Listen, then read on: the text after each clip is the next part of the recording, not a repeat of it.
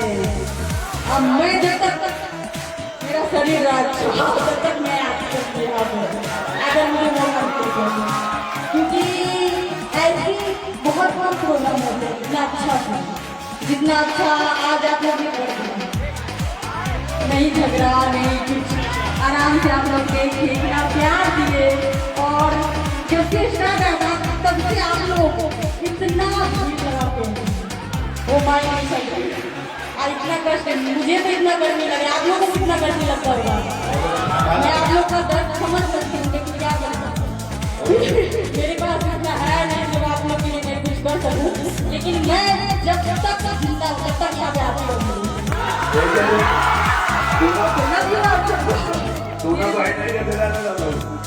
भाई साहब मैं बता जब से स्टार्ट आया तब से हम लोग को एकदम से रखे हुए हैं, तो थैंक यू फॉर दिस मेरे तरफ से।